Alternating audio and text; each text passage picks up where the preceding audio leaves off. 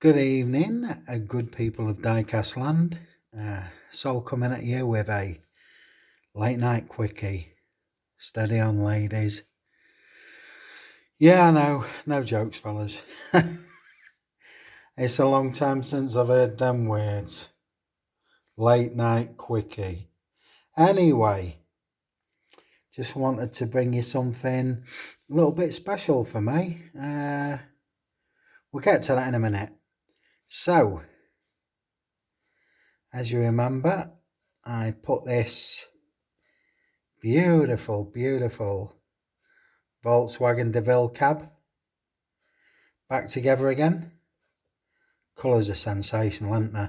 They're really sensational. Let's get this thing steady. There we go. Yeah, focus. Thank you. Yeah, beautiful piece of work from green light. Put back together as it should be. But because it was put back together, and I do believe this portion here had a canvas square back, if you remember me saying, well, I got the casting without that. So what to do? Build a box? No, I don't want to subtract from that beautiful casting. So I said that I would turn it into a flat back with a wooden base, you know, like planks, ripped planks, varnished, so that it may look like it was the piece that it should have been. So my idea was to take these lollipop sticks. There's a nice little bit of wood graining on them, and I would square them off. Well, you can see that 2 lollipop sticks split in half, squared off, pencil lines simulating the boards, and then varnish that they would sit nice and flat up to that edge, and we'd make it like a wooden flatbed. Well, I didn't really do any measurements before I assembled my equipment. So what I had to do was, I thought I needed 2 lollipops, but I needed to make absolutely sure.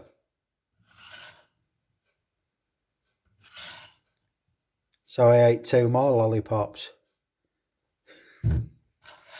And the sad news is, I've still got 2 more lollipops in the fridge.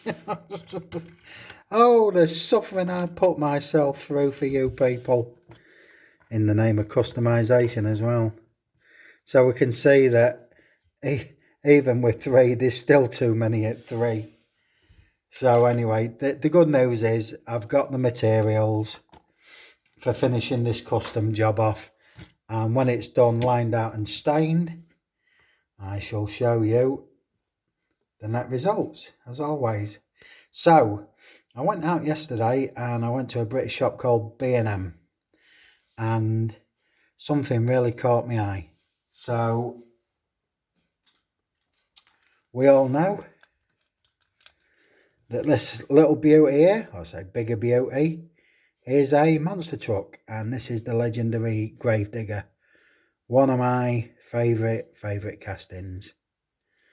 Well, I'm sure you have them in America and other parts of the world, but I've never had a casting of Bigfoot. Don't know much about it, only what I've picked up other people. But I'm aware there's quite a lot of incantations of Bigfoot, a lot of different models, very popular the world over. And there was something that caught my eye, and initially I've seen 2 or 3 other models and I thought, no, not for me. And I found this.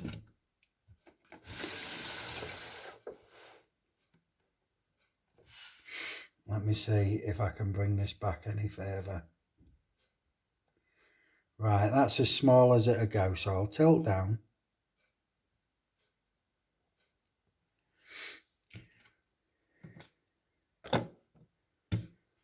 That's a monster truck. That's a monster truck. You're talking of over half a foot of metal there, because that bodywork is all metal. And believe it or not, boys and girls, I actually had this in my hands for 10 minutes yesterday. Just the one. There was lots of other ones like that, but not the legendary Bigfoot. And believe it or not, I oohed and ahed about it. I walked up and down the bloody aisles with it in my hand, and in the end I thought, no, I'm not going to take it. And the reason for that was these wheels. But I think that would be the easiest thing in the world, to spray them inner wheels a complementary colour or a nice metallic blue to match the cabs. Are these wheels authentic? Would that be what you see on the real Bigfoot? I don't think so. So I could either chrome them or paint them that complementary metallic blue. But anyway, enough waffling. What I'm trying to say is, as far as Bigfoots go, I don't own one, but that to my eyes is beautiful. The amount of metal in that, it's usually about 10 old English pounds, which I think is worth every penny. I think if they were knocking them out at 15 or 20 quid, they'd have takers.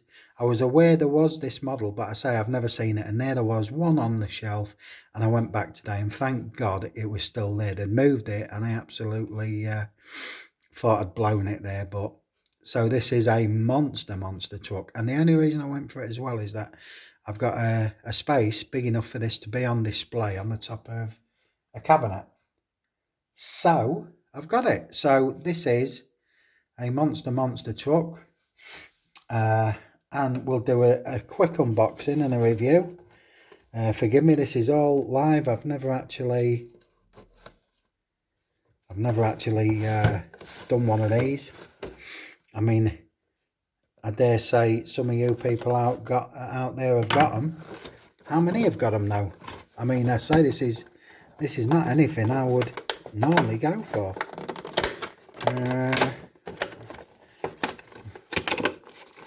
Okay, so that doesn't really lead anywhere. And I dare say this is about the same. So there's a bit at the front. I suppose it comes off like a three-way. Let's have a look. There we go. Right, so we'll do it this way so we don't damage anything. Okay, we'll just get a base with some simulated dirt on there. Fine. Oh, this is weighty. This is weighty. Goodness me. Goodness me. Right, so I'll tell you what, we'll do it this way. Nice packaging. Nice, efficient packaging. That's kept that nice and safe all the way across from the States. And what I see here, we'll put him there, is that we've got some of the other models, and this is what I was on about. There was something that looked like a zebra as well in stripes, and it was awful. There was a bone shaker, and those of my regulars know I absolutely love bone shakers and collect them, and it was this scale, but it was, I mean, where this is all metal. That was all plastic, and that's what put me off. Otherwise, I'd have had it. I oohed and ahed about that one as well, but I say it's there's just too much plastic, and you can't call plastic die-cast, can you? So, like I said, I mean, you can see that monster truck action there. Wow, what some undulation. But this is what really appealed. All metal. So there's a hell of a lot of metal in there. And what do we get? Well, we get them 4 chunky tyres, some simulated suspension springs. What's that? 4 on each wheel, 1 on each corner. So 4, 8, 12, 16 suspension springs for 4 wheels. We get some Hot Wheel logos on the tyres. I can't say as I'm thrilled about that, but you see what I mean about these wheels. To leave it original or not. Give me some feedback, people. As always, I'll defer judgment to my betters. But yeah, these are completely articulated, as is the norm. What we got there, we got that Bigfoot logo. Mike Dyson. Even you can see that, I know. I can see it, and I'm officially going blind. So we get that Bigfoot logo, we get a Bigfoot decal there, nice Firestone tyres. Hot Wheels had to get in on the act. Monster Truck Series. Nice engine there, or the intakes. What we got here? Bit of a chrome frontage. Bigfoot logo on the bonnet. I just can't get over the size of it. Same thing repeated, and that's Bob Chandler on the door here. Let's get a close up there. Bob Chandler. So I'm guessing he's the driver. Again, forgive my ignorance. Bigfoot on the back, and what we've got here is a monstrous plastic chassis with that articulation in that we're used to from the normal size monster trucks. And but I say this is all firmly die-cast metal, and that's what appealed to me. And what they've done, the sacrifice is they've skimped on the interior. There is actually no interior there. Lots of metal strut work and supporting. It'd have been nice if that was covered over with die cast as well. You know, something like a lid you could pull off and expose that. She's certainly a roller, and that is as smooth as a baby's bum. Look at that. That is almost graceful. I'm liking that. But I think that as a display piece, and I'll put it up against my back wall.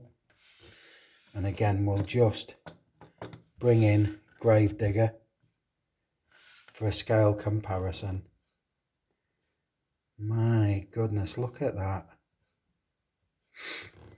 AJ's Garage, you're the monster truck and particularly the Bigfoot expert. Well, particularly the Bigfoot. He has got so many quality variations of this, it's unbelievable. Have you got one of these, sir? A pound coin says, I bet you have. But yeah, so there's a bit of something completely different for me. I'm looking at that through the camera, and the camera's not doing it justice. I mean, look at the deep luster on that metallic blue paintwork. I say it's a shame it don't come with an interior. But that for £10, or rather £8 today, I cannot complain about. I'm glad I've got it now. That I say that's a clonking great piece of metal, that.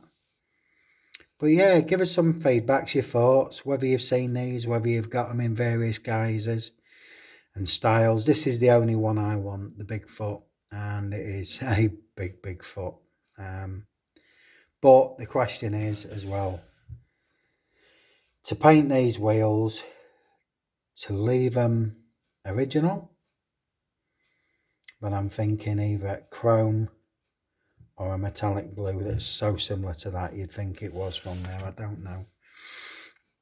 I don't even know if these tyres will come off this solid. I think that's probably heat moulded to there, so I can't see that being an easy fix. But there we go. Anyway, just a quick, nearly 15-minute shorty from Sol. Opinions as always, please, and I shall take it all under good advice. So yeah, a real monstrous monster truck. Again, he makes the monster truck look like a Mini Cooper. Yeah, pleased with this purchase, really. Anyway, thanks for watching as always. Welcome to all my new subscribers, and one of the cornerstones of the community, Mike Espo, has decided to come along for a little journey. Mike, welcome. Welcome all my new subscribers. But yeah, Mike, very kind of you, sir. We'll see you out there. Okay, so this is Sol saying for now, good night.